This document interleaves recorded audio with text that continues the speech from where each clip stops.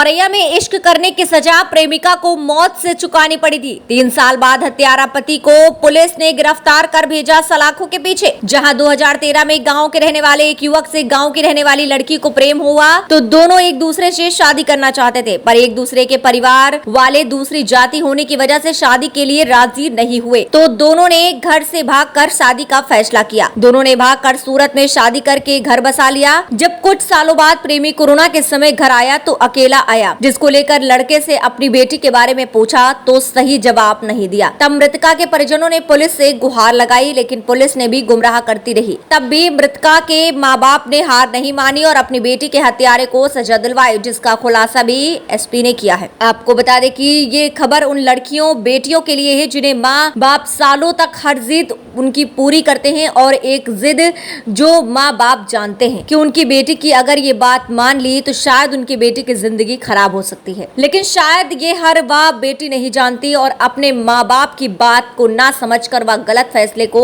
अपना लेती है, जिसका एक जीता जागता उदाहरण देखने को औरैया जिले में मिला है। औरैया जिले में इश्क की सजा प्रेमिका को प्रेमी से शादी करने के बाद मौत देकर चुकानी पड़ी। अपनी बेटी को न्याय दिलाने के लिए माँ बाप को 3 साल बाद न्याय मिला है, जब बेटी का हत्यारा पति को पुलिस ने गिरफ्तार कर सलाखों के पीछे भेज दिया। इश्क में पागल होकर अपने माँ बाप को छोड़कर प्रेमी के साथ भागकर शादी करके घर बसाने वाली प्रेमिका बनी पत्नी की हत्या के मामले में 3 साल बाद कार्यवाही हुई है। जहाँ पीड़ित माँ बाप की लगातार शिकायतों के बाद 3 साल बाद हत्यारा पति को पुलिस ने गिरफ्तार तो किया ही, शायद मृतका की आत्मा को भी शांति मिली। दरअसल पूरा मामला औरैया जनपद के बिदुना कोतवाली क्षेत्र के ग्राम रामदास के पूर्वा का है, जहां एक पीड़ित मां बाप की लगातार शिकायतों के बाद एक्टिव हुई पुलिस ने हत्यारे पति को 3 साल बाद गिरफ्तार किया। घटनाक्रम के अनुसार मृतक चंदा के ग्राम के ही अनिल से प्रेम प्रसंग हुआ। दोनों ही अलग जाति के थे, जिसके चलते समाज ने उन्हें स्वीकार नहीं किया, जब दोनों प्रेमी प्रेमिका घर छोड़कर भाग गए थे। साल 2019 में भाग्य प्रेमी प्रेमिका ने सूरत में जाकर शादी कर ली थी। कोरोना काल में जब प्रेमी अनिल अपने घर अकेला ही आया, लेकिन प्रेमिका पत्नी चंदा उसके साथ नहीं आई। ये देख चंदा के परिजन ने अनिल से अपनी बेटी के बारे में पूछा तो वह चंदा के माता पिता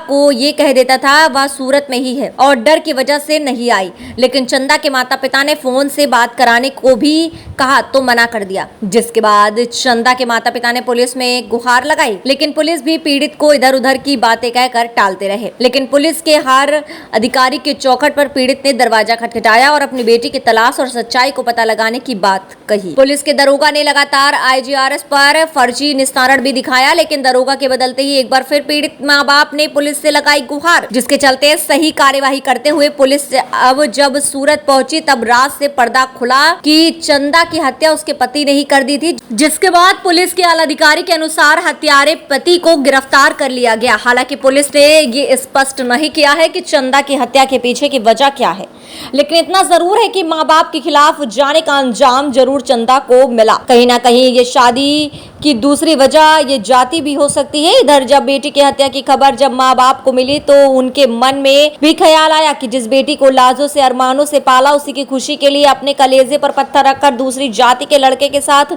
जाते हुए अपनी बेटी को देखकर शायद माँ बाप ने नहीं सोचा होगा कि उनकी बेटी घर से नहीं बल्कि दुनिया से विदा हो रही जाएगी और उसका हत्यारा कोई और नहीं बल्कि उसका प्रेमी, जो कि पति बना फिर बन गया हत्यारा। इस पूरे मामले को लेकर एसपी चारू निगम ने बताया कि 3 साल पहले इस रिपोर्ट की दर्ज की गई थी, जहां पीड़ित के माता पिता ने अपनी बेटी के साथ अनहोनी की बात कही थी, जिसको लेकर पुलिस ने गंभीरता दिखाई और मामले की जांच की गई तो पता चला कि चंदा नाम की लड़की की शादी उसी के गांव के रहने वाले अनिल से हुई थी। इन दोनों ने भागकर शादी की थी और ये दोनों सूरत में रह रहे थे। सूरत में ही चंदा की हत्या कर दी गई थी, जिसको लेकर पुलिस ने खुलासा किया, आरोपी पति को जेल भेज दिया और मामले की जाँच में जुट गई। क्या नाम आपका? क्या हुआ था? 2019 में लड़की मेरी ले गो। कौन? अनिल। कहाँ का है? रामदासपुरा। फिर क्या हुआ? फिर क्या हुआ, सब ले गई। हमने लोगों ने जो आया 5-6 महीने बाद इसने बात कराई, फिर जब जो आओ तो हमने जाके पूछी, जो बोले हमें कोई पता नहीं तुम्हारी लड़की। फिर हमने पुलिस संग हमने छानबीन करी। फिर क्या हुआ? फिर जी को है चौधरी हाँ, इनने हमारा काम उठाओ। अब क्या हुआ था? लड़की के साथ इसने क्या ऐसा किया? ऐसी लड़की साथ जो 2 भैया है और 2 मामा बोलो है, 5 लोग जो 6 लोग का बोलो है। हाँ। क्या किया था लड़की को? कब्जा काट के हमने मारो, इतने लोगों ने बोरा डाल के मार के डाले आए कहाँ फेंक दिया था? नाला। कहाँ फेंका? सूरत।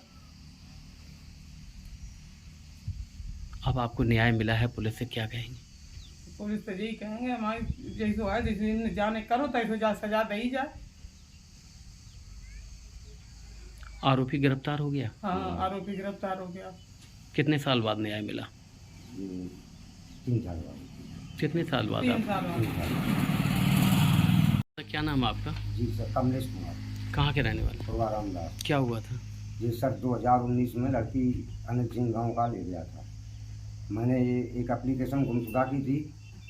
फिर वो लड़की 6/4/2019 को मैंने गुमशुदा की एप्लीकेशन दी। 9/4/2019 को लड़की बरामदगी थाने में आई। इसके बाद में जब ये 5 मोबाइल नंबरों से मेरी बात कराता रहा, सामने दिखे। हाँ, मेरी बात कराता रहा। फिर ये जब 30 तारीख को ये गांव में मुझे दिखलाया, जिससे मैंने कहा कि सामने मेरी लड़की देखिए। कहाँ, हाँ, फिर मेरी लड़की कहाँ। तो ये बोला मुझे लड़की के बारे में कोई पता नहीं, अगर ऐसी बात करोगे हम तुमको जान से मार देंगे। मैंने फिर प्रार्थना पत्र थाने में दिया, लेकिन मेरी कोई सुनाई नहीं की गई। फिर मैंने 27/5/2021 को मुख्यमंत्री पोर्टल पर शिकायत दर्ज की। वहाँ से शिकायत मेरी 6/4/21 को निस्तारित किया गया। फिर मैंने पोर्टल पर शिकायत मैंने 8 बार की।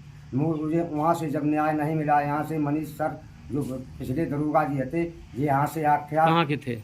ये चौकी इंचार्ज विधुना, चौकी इंचार्ज कौन सी चौकी? रूरूगंज। हाँ, फिर चौकी। ये यहाँ से आख्या बे जांच के भेजते रहे बराबर। फिर मैंने महिला आयोग गया। आयोग ने मेरे लिए दरोगा जी को आर्डर दिया। दरोगा जी तारीख पे जाने लगे, मैं भी तारीख पे जाने लगा। तब दरोगा जी ने मुझे न्याय ये दिया। दरोगा जी ने खोज निकाला इसका। कौन दरोगा जी हैं? ये रूरूगंज चौधरी साहब, क्या तन्मय नाम? चौधरी। अच्छा, तन्मय चौधरी। उन्होंने मेरे साथ इतना न्याय अच्छा किया है। ऐसा अधिकारी होना बहुत जरूरी है। कहाँ तन्मय चौधरी कहाँ से कैसे आपको न्याय दिला पाए थे? तन्मय चौधरी हमारे साथ हमको भी सूरत ले गए। वहाँ पता लगा करके इससे पूछा, इससे कहा कि ये तुम सूरत चलो और जहाँ जहाँ रहे कहाँ बताओ। ये गया नहीं, और जब गया नहीं तब चौधरी साहब बहुत नाराज़ हुए।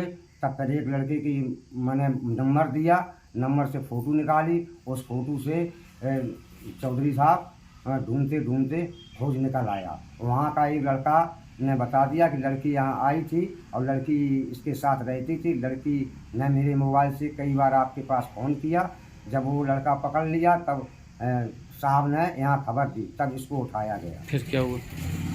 फिर इसका चालान कर दिया गया। ये बोला कि हमने 4-5 लोगों ने मिलकर इसकी हत्या की है और नाले में फेंका है। कहाँ नाले में फेंका? सूरत में। अब आप कैसा महसूस कर रहे हैं? आपको न्याय मिला? कितने साल बाद मिला? 3 साल बाद। एक मामला सामने आया जहां पुलिस का एक अच्छा वर्कआउट रहा है। एक लड़की की हत्या की गई थी। क्या है मामला, किस तरीके से रहा? ये प्रकरण है, चंदा लड़की है एक हमारे यहाँ विधुना थाना की रहने वाली थी, मृतका है ये। चंदा और अनिल ये दोनों अलग अलग कास्ट के थे, इंटर कास्ट में थे। तो इन लोगों का शादी यहाँ पे एक्सेप्ट नहीं हो रही थी, तो ये सूरत जाके इन लोगों ने शादी करी। ये कई सालों से वहाँ रह रहे थे।